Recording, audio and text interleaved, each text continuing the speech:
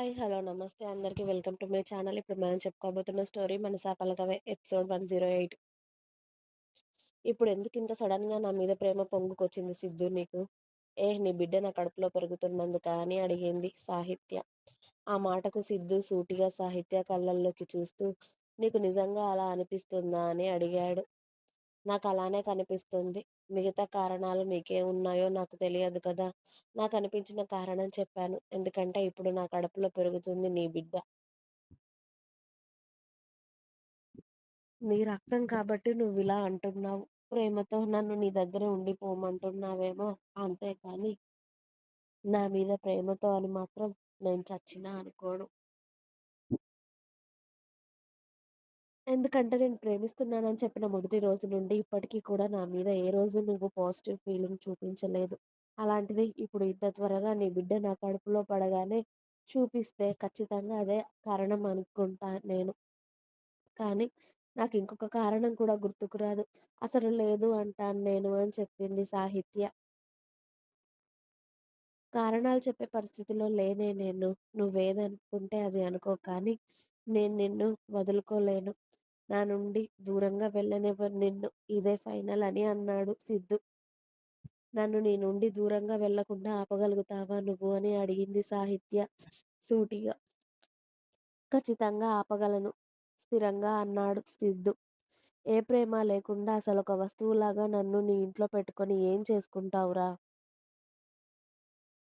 పోనీ నీ బిడ్డను కనిచ్చాక అప్పుడైనా వదిలేస్తావా నన్ను మరి నీ బిడ్డను తీసుకొని? అని అడిగింది సాహిత్య. ఎలా కనిపిస్తున్నానే నీ కళ్ళకి అని అడిగాడు సిద్ధు. ఇదే ప్రశ్న మన పరిస్థితులు బావుండి నువ్వడిగితే ఎన్నో చెప్పేదాన్నిరా నీ గురించి. ఎందుకంటే నేను కలలు కన్న మొదటి మనిషివి నువ్వు. నేను మొదటిసారి ఎవరి గురించైనా ఊహించుకుంది, ఎవరి గురించైనా కలలు కన్నది, ఎవరినైనా ప్రేమించిందంటే వన్ అండ్ ఓన్లీ నువ్వే. కానీ ఇప్పుడు ఎటూ కాని పరిస్థితిలో నన్నిలా అడుగుతున్నావు చూడు. ఏం చెప్పాలి నేను? నీ గురించి చెప్పాలంటే ఒక మాట కూడా నా నోట్లో నుండి రావడం లేదు. ఇప్పుడు నువ్వు నాకు ఒక ఏమీ కాని మనిషివని మాత్రమే అనిపిస్తుంది. అంతే తప్పించి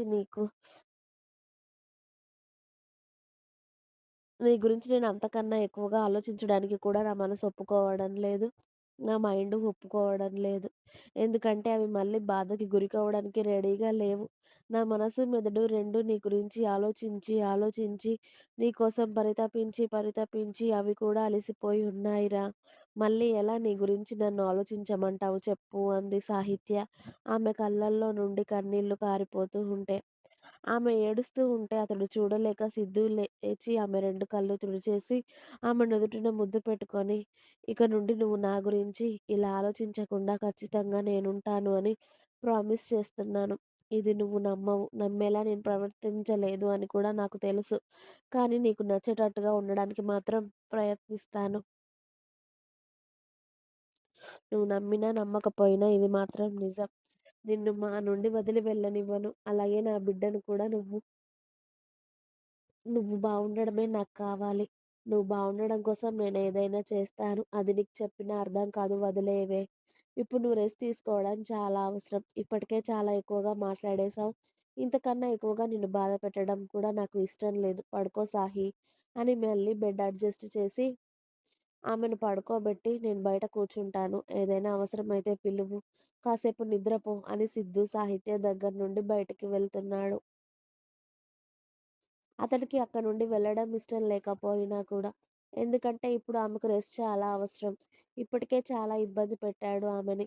అతడు కాసేపు బయటికి వెళ్తే సాహిత్య రెస్ట్ తీసుకుంటుందని సిద్ధు బయటికి వెళ్ళాడు. సిద్ధు బయటికి రాగానే జానకమ్మ గారు సిద్ధు దగ్గరికి వచ్చి, "ఎలా ఉంది నాన్న? మాట్లాడుతుందా? ఏమంటుంది?" అని కంగారుగా అడుగుతూ ఉంటే, "బానే ఉంది నానమ్మ. మాట్లాడింది ఇప్పటివరకు." బానే ఉంది. పడుకుంటుందని కాసేపు నేనే బయటకొచ్చాను. నేను మళ్ళీ అక్కడుంటే దానికి డిస్టర్బెన్స్ అవుతుంది కదా! మీరెవరూ కంగారు పడాల్సిన అవసరం లేదు. తను బానే ఉంటుంది అని సిద్ధు అందరికీ ధైర్యం చెప్పాడు. సిద్ధు కాస్త ఇప్పుడు ధైర్యంగా కనబడడంతో అందరూ కూడా కాస్త రిలీఫ్ ఫీలయ్యారు. సాహిత్య కూడా బావుంది అని చెప్పడంతో అలా గంటకొకసారి వెళ్లి సాహిత్యని అందరూ చూసి వస్తూనే ఉన్నారు. సాహిత్యకి చేయాల్సిన టెస్టులన్నీ చేస్తున్నారు. అలా వారం రోజులు గడిచిపోయాయి హాస్పిటల్‌లోనే. అందరితో నెమ్మదిగా మాట్లాడుతుంది కానీ సిద్ధుతో మాత్రం పొడి పొడిగా మాట్లాడుతుంది సాహిత్య. అతడు అడిగే వాటికి నెమ్మదిగా సమాధానం చెప్తూ, అది కూడా అతడిని చూడకుండానే. అలా 10 రోజుల తర్వాత డాక్టర్ గారు సాహిత్యకి కొన్ని టెస్టులు చేసి, "మీరు ప్రెగ్నెన్సీని క్యారీ చేయొచ్చు. కాకపోతే స్ట్రెస్ తీసుకోకూడదు. కంగారు పడకూడదు. చెప్పాలి అంటే బెడ్ రెస్ట్‌లో ఉండాలి డెలివరీ వరకి. ఎందుకంటే మీకు తలకు తగిలింది చిన్న గాయం కాదు కదా! మీరు కాస్త ఎక్కువ కంగారు పడినా, టెన్షన్ పడినా బీపీ పెరిగే ప్రమాదం ఉంది. అది మీ బేబీకి అస్సలు మంచిది కాదు. మమ్మల్ని అడిగితే అబార్షన్ బెస్ట్ ఛాన్స్ అని చెప్తాం. ఎందుకంటే చాలా కాంప్లికేషన్స్ ఉంటాయి ఈ ప్రెగ్నెన్సీలో. కానీ మీరు మీ బేబీని క్యారీ చేస్తాను అంటున్నారు కాబట్టి, ఈ కాంప్లికేషన్స్ అన్నింటిని మీరు భరించాలి. మీరు జాగ్రత్తగా ఉంటాను అంటేనే మీ బేబీ కూడా బావుంటుంది. మీరు వీటన్నిటికి ఓకే అంటే మీరు బేబీని క్యారీ చేయొచ్చు అని చెప్పారు డాక్టర్ గారు. మీరు చెప్పినవన్నీ నేను చేస్తాను డాక్టర్ గారు. మెడిసిన్ కూడా కరెక్ట్‌గా యూజ్ చేస్తాను. నా బేబీని మాత్రం నేను కాదు అనలేను. నా బేబీని నేను క్యారీ చేస్తాను అని చెప్పింది సాహిత్య. ఆమె గట్టిగా చెప్పడంతో ఓకే. ఇదే కాన్ఫిడెన్స్‌తో ఉండాలి. ఓకేనా? మంత్లీ చెకప్‌కి రండి. అలాగే గాయానికి డ్రెస్సింగ్ కూడా చేయాలి. మానే వరకు కాస్త జాగ్రత్తగా చూసుకోండి. ఫుడ్ కూడా అన్ని పెట్టడానికి వీల్లేదు. ఎందుకంటే చాలా పెద్ద గాయం కదా! అని తనకి డైట్ కూడా రాసి ఇవ్వడంతో ఇక అవన్నీ విని సిద్ధు తన డిశ్చార్జ్ ఫార్మాలిటీస్ అన్నీ కంప్లీట్ చేసి బిల్ పే చేసి సాహిత్యని జాగ్రత్తగా 2 చేతుల్లో ఎత్తుకొని కారులో కూర్చోబెట్టి సిద్ధుని డ్రైవ్ చేస్తూ ఉన్నాడు సాహిత్యని ఇంటికి తీసుకెళ్ళడానికి. "ఓ 4 రోజులు మా ఇంట్లో ఉండనివ్వు సిద్ధూ. అమ్మాయికి గాయం అయ్యింది కదా! అమ్మాయి ఓ 4 రోజులు మా ఇంట్లో ఉంటుంది" అని అడిగారు జానకమ్మ గారు. "వద్దు నానమ్మ. ఇప్పటికే చాలా రోజులు మీ దగ్గరే ఉంది కదా! ఇక నేను తీసుకెళ్తానులే. నీ మనవరాలికి ఏ లోటు లేకుండా నేను చూసుకుంటాను. నువ్వు కంగారు పడకు. అవసరమైతే మీరే వచ్చి ఇక్కడ ఉండండి. తాతయ్య నువ్వు నువ్వు ఏమైనా మన ఇల్లు దూరమా ఏంటి? మీ మనవరాల్ని వచ్చి రోజూ చూసుకొని వెళ్ళండి. నేను కాదు అంటానా?" అన్నాడు మిర్రర్‌లో నుండి సాహిత్యని చూస్తూ. అప్పటి వరకు సిద్ధూనే చూస్తూ ఉన్న సాహిత్య అతడు చూడడంతో ఆమె చూపును తిప్పేసింది పక్కకి.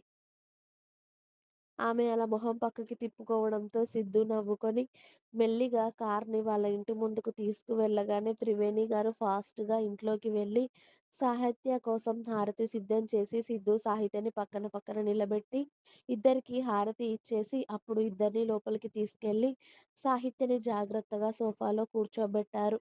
ఇక జానకమ్మ, రఘుపతి గారు కూడా అక్కడికే వచ్చారు. సాహిత్యకి అలా జరిగిందని తెలిసి ఇక ఇంటి చుట్టుపక్కల వాళ్ళు అలా సాహిత్యని చూసి వెళ్ళడానికి వస్తూ ఉంటారు సాయంత్రం వరకు. ఇంకా ఉంది. మీకున్న స్టోరీస్ నచ్చినట్టయితే ప్లీజ్ లైక్ చేయండి. అలాగే ఛానల్‌ని తప్పకుండా సబ్స్క్రైబ్ చేయండి ప్లీజ్.